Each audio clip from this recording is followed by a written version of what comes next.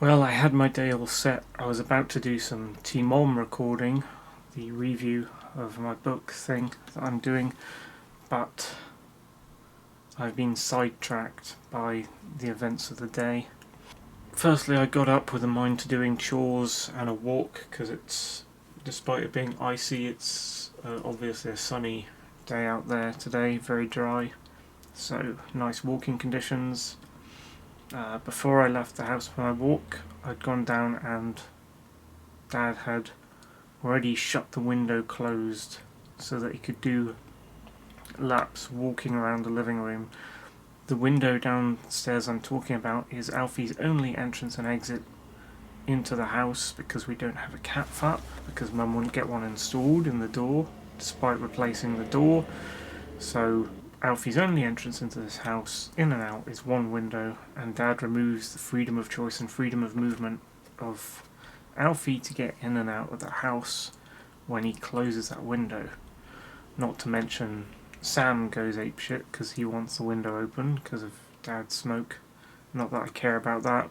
I want the window open so Alfie has freedom of movement in and out. Alfie tries to jump in thinking it's closed, he's going to hurt himself. There's a video about this on my channel already, General Care for Alfie, I think. And if Alfie sees that it's closed and doesn't jump up, he's going to think there's no way into the house, what's going on? He'll try and find shelter and food elsewhere. He'll probably go over to the neighbours and start going to the neighbours whenever he wants food and shelter because of, Dad doing this thing. There are other places where Dad can walk to do his exercise. He can do little laps of the garden like me, but he's petrified of the cold. He refuses to put layers on when it's cold. He just blasts the entire house with heating, which is how he forced me out of my job. And yeah, so that pissed me off as soon as I came down and saw. I didn't know whether Alfie was in or out of the house, but he had no choice whether he could go out and go to the toilet and hunt, or come in and eat and sleep and have shelter from the elements. So yeah, left the house, had my walk, came back.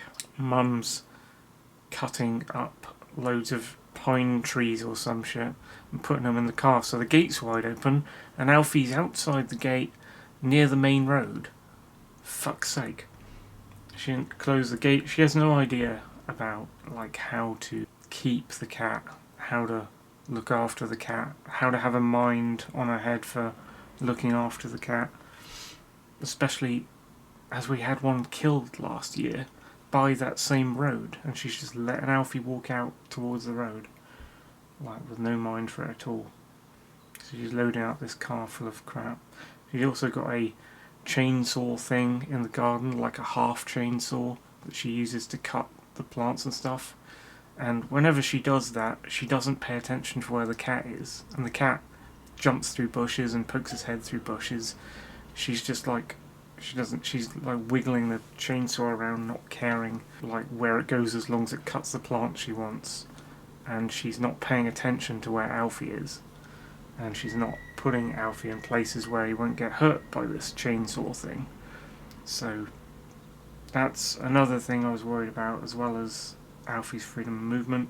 Then Mum blabbered something about Alfie maybe having gone in the house, and I asked her to clarify, and she just babbled some nonsense that I couldn't understand. And I said, I can't understand what you're saying. And she wouldn't tell me what she was saying about whether Alfie's in or out of the house, and she just walked off. So there's that. And then I come in and I start cooking my dinner, and she comes in oh, how long's that dinner gonna take on the hob to cook? As if she was gonna cook her dinner and she wanted to know when I was done making dinner so she could make her dinner on the hob or the oven. And I said 15 minutes, I've just started. And she's like, well, after that, can you come with me to the village garden waste recycle point thing to put these trees in the recycle waste thing? And I'd already planned my day. I was gonna, as I said, come down here and do my Team Mom review, and I vacuumed, and I was going to walk and look after the cat, and I was like, no, I don't want to do this. Like, as I've said on my channel to you many times about my ex-family here, you should know the situation by now. I was assaulted by my brother, my other brother, and my mum stood up for me being assaulted right in front of my mum, and my dad, through his actions, lost me 3 sources of income that were connected to the family, so I have to try and get work outside the family now while living with the family that has both tried to get me out of work and tried to get me assaulted, and doesn't care when it happens again, which it did last year. Refuses to do anything to sort out the situation when it's fully in my mum and dad's power to sort out the situation with my brother and say no violence should be allowed in the house, no theft of property, no messing around, but they don't. So this is targeted at me. And another thing is, why didn't she, if she thinks my brothers Sam and Joe are their number 1 sons, then why is she not asking like Sam and Joe first to help her do this weird garden recycling thing? And the argument can be made that, well, oh, I'm unemployed, I'm living in their house, this is a way of paying rent, would be to do things around the house for them. But the reason I'm unemployed is, like, my dad, and I've got to try and find work, and the reason I'm not able to find work is obviously the car situation and also the world situation as pertains to me being male and white and living under a socialist system, so denied jobs by most people I applied at. And I'm anti-communist, so again, denied jobs, like a social credit thing. When I apply in favour of, well, you know, feminists, women, activists, trans activists, people of colour, all this, you know, all the things right-wingers talk about is real. But yeah, the reason I have no work when I had work, like fairly stable last year, is my dad. And I know I'm going to be homeless anyway at some point. I'm going to be homeless anyway at some point, especially if this car thing falls through in any way. Or if the thing beyond that, me trying to get work off the car, falls through. That's a big way easily that I could be homeless. And obviously because my dad took my job away and I have to try and find a new job, my money in my bank accounts is just counting down day after day. Every time I do food shopping, counting down, and I have a limit on my bank account that I've chosen, which is like around £4,000 is going to be my homelessness fund. So when I get down to there, and I'm only just over twice as much as that pretty much, but when, you know, the food I've been eating keeps counting down my bank account to the point where I hit that homelessness fund of £4,000, I'm just going to stop everything I'm doing and just buy bread. I could ask people for jobs at that point, but I won't be able to probably get jobs because I probably wouldn't have the car at that point. So everything's basically countdown to homelessness after the 4,000 mark. But yeah, my mum has not solved the house situation, and she fully advocates violence against me and allows violence against family members in the house, which I've talked about on the channel before, how it's specifically targeted to me, because if I defended myself, she would suddenly be against violence in the house, but if anyone attacks me physically, she's pro-violence in the house, so I know what's going on. It's completely clear to me that she's targeted violence against me. So I have to try and get out the house, and it's a very slow plod to get to the point where I can leave this domestic abuse situation with my family. But you can see why I wouldn't just do things for her. And the thing I was talking about recently, one of my past videos, I can't remember the name of it, she tried to tell me to do a different thing just on a whim, like randomly. And I had the same reaction to her, which is, Like, why would I do this for you? I'm not going to do anything for you because you want me attacked. Dad wants me jobless. Why, like, she's not sorting out the situation in the house. She's not using their power as the landowners of the house to take control of the house from Sam, because Sam's using brutality to control the house right now. She's not putting herself out there to try and confront Sam and stop him being the de facto owner of the house by putting an end to the whole violent situation. So why would I do anything for her? Like, and in that moment when she asked me to do this second thing for her, I was like, oh, in trade for what? I've got my day planned out for me. I'm not going to do something for someone who wants physical violence against me and is showing no signs of thinking the opposite. So, I'll look after the cat, of course, because I love the cat, even though he's not mine. But none of the other family members, they're all against me, so why would I do anything for them? But in that moment I thought, well, I'm kind of a capitalist, so a trade thing, is she going to pay me? Like, I'm unemployed, I'm not going to work for free. She could pay me for my services, and then she could just be like some sort of business person asking for a job to be done. And, you trade or do jobs with anyone in order to get money. I'm not selling my services short so she can pay me for my services. So I said, in trade for what? And she just scoffed and went, in trade for trading, and just kind of left the room at that point. And then she finally did ask her number 1 sons to help her, and they did the job for free. But the situation, they're fully pro violence against me, and Dad keeps putting obstacles between me and me getting income if I do anything connected to the family. So I have to get income that's not connected to the family. I have to try and become independent, which is incredibly slow work, and is fully hinging at the moment upon me getting a car, passing my test and getting a car, and doing all the car shit, and then telling jobs that I have extra availability and extra hours in an attempt to get them to recruit me, seeing if me saying, hey, I'm available all times of week, you can use me to work any time of week, see if that will sway them into getting me a job despite me being a white male anti-communist. Yeah, that's the situation I'm in today, with the defenders of domestic abuse and property violation in the household, in this broken family. I think I'm going to go more full on with that trade way of doing things in future. If she tries to ask me to do anything from now on, I'm going to say, well, that'll be £10 please, or my services are £5 for that job, my services are £25 for that job.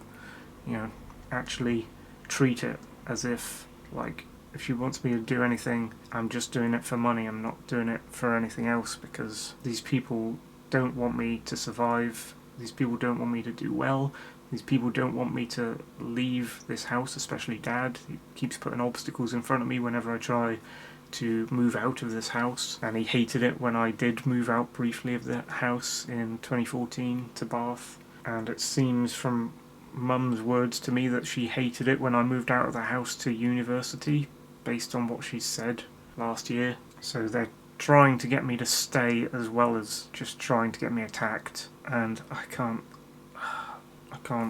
dwell on it too much because it'll make me angry and sad and more depressed. So I try not to dwell on it. I just try to think about what I need to do to get out, and knowing that it's going to be slow, and knowing that it might fail. And every now and then I try and think of plans for homelessness, like how the hell am I going to live rough on the streets in the cold? Are there places I can just camp and move and camp and move? Are there places that I can eat and pick berries and camp out in the wilderness? And they're with my possessions, I don't want to just leave the house because I've got all these things here, especially some things that are very important to me, like these. I value these a lot, my sketchbooks and things with lots of past notes and past drawings and everything. They're some of my most valuable things, so I would need to put all my property into storage. I would need to get a removals van, move all the things I own out of my room, put them into storage, as in one of those cargo shipping containers that you can rent, and hopefully have enough money to keep renting that for as long as I can. Eventually I just lose all that stuff and someone else would take it. But I can always gather up these sketch pads, get as many as I can, or maybe photograph the pages and then keep a little SD memory card of all the pages with me if I'm homeless, and then I guess live the rest of my life on the streets or something with that as my possession. Buy a suit and tie so occasionally I can scrub up and make it look like I'm alright, and then try and get job interviews and shit. But mostly just wear warm clothes, and some of my camping stuff will come in handy, just drag around the street, try and get food where I can.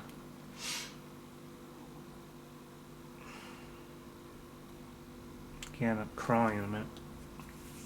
But yeah, I don't like the idea of not succeeding and failing and not getting this car and not getting a job after I get a car.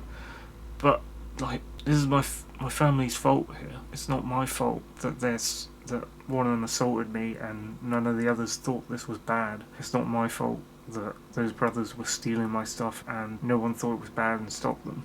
It's not my fault that I was working in a job and I had it taken away from me, and then I tried to start a business and my dad, who was helping me, stopped helping me, and then I got moved to the other last business we have as family, and my dad put the heat up to extreme temperatures and said he would not let me work alone in the second shop. He would be in every time I was in that shop, and he would put the heating up to, must be well over 30 degrees. It's like past the hottest day of the heat waves in summer, hottest day you can think of. He was making the shop in winter and in springtime with the amount of radiators he put on. And I was getting delirious and I was slowing down and my body couldn't take it anymore. I was wearing shorts and a t-shirt drenched in water. It should have been enough of a sign that I was having to do this, but he somehow is blind to it on purpose, like purposefully blind to it. And I said, Dad, I can't work in this extreme heat. It's impossible for me to work. And, he kicked me out of the business based on that. He wouldn't compromise. He wouldn't come up with any different working rota where he'd work one time and I'd work another, or we'd work in different parts of the shop. Him with the heating on for some reason that he needs it on that extreme level, and me with the heating off on the other side of the shop. He just was not willing to compromise or do anything. It was just either I put the heating up to beyond 30 degrees, probably over 35 degrees centigrade, or you are fired, essentially. If he wanted me to work, why would he purposefully remove me from a source of income on 3 occasions? So I have to find work that's not connected to the family. And I don't know who's going to take me on. People put on a fake kind of enthusiasm when you apply for jobs, and they make it sound all positive, like it's a sure thing, but it's never anything. It's always, it's all fake politeness, because the places I've applied to just don't get back to me at all. If people aren't going to give you a job at all, they shouldn't be all smiley and stuff with you and fake. I have a video as well on one of my channels recently which was about genuineness and why you shouldn't fake your emotions. Here's another one for that video. People not giving you a job shouldn't kind of fake their enthusiasm, their happiness, their positivity as if they're going to give you a job when they know they're not going to. They should just go like, no, sorry, just be stern about it or something. You don't have to say fuck you or anything, but that's even better than being fake positive. You can just be cold and stern about it, like, nope, sorry, no places for you, no, we can't take you on. None of this cheap, nasty, fake enthusiasm, fake positivity stuff, where people pretend to be happy, pretend to be positive to you when they're not. That just kills me. As you can see, I'm doing very badly in this situation. I'm going through more bad times and I just had to vent about it. Catch you all later, guys. Maybe on a happier day. Bye.